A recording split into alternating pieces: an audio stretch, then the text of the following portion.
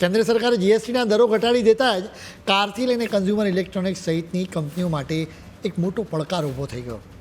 22મી September પછી stock ફટાફટ ખલાસ થવા લાગ્યો, કેમ કે ડિમાન્ડ ખૂબ જ છે.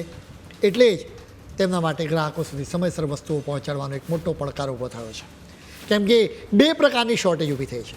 એક તો ડિમાન્ડ ઓચિંતા વધી જવાના કારણે ઉત્પાદન વધારવામાં પ્રોબ્લેમ થાય છે, કેમ કે કાર કે ટીવી વસ્તુઓ બનાવવા માટે ફેક્ટરીઓમાં પાર્ટ્સની પણ એક શોર્ટેજ જ છે. બીજી બાજુ તૈયાર સામાન પહોંચાડવા માટે ટ્રક્સની પણ અછત છે. આપણા દેશમાં કેટલીક જગ્યાઓએ મોટી સ્ક્રીનના ટીવી સ્ટોકમાં જ નથી કે પછી ખૂબ જ ઓછી સંખ્યામાં અવેલેબલ છે. એનું કારણ એ છે કે કંપનીઓએ ધાર્યું નહોતું કે જીએસટીના દરોમાં ઘટાડા બાદ મોટી સ્ક્રીનના ટીવીના વેચાણમાં એટલો બધો વધારો થશે. તેમણે વિચાર્યું કે નાની સ્ક્રીનના ટીવી જ વધારે વેચાશે.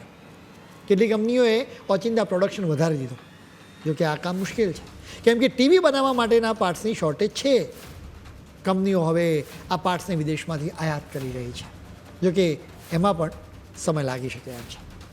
નવરાત્રિ વખતે તો સ્માર્ટફોન્સની જબરજસ્ત ડિમાન્ડ જોવા મળી.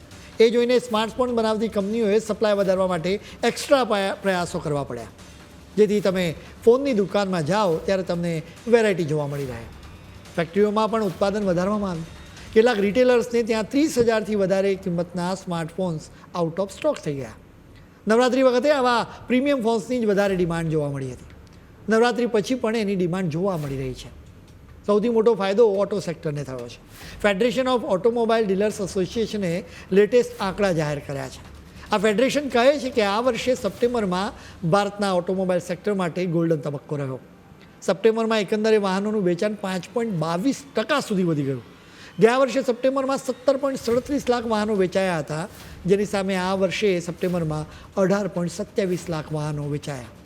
ખરું વેચાણ તો 22મી સપ્ટેમ્બર પછી જ થયું. આ સેક્ટરને બેવડો ફાયદો થયો. એક તો જીએસટીના દરોમાં સુધારા થયા, બીજી તરફ એ સમયગાળામાં નવરાત્રિનો આરંભ થયો.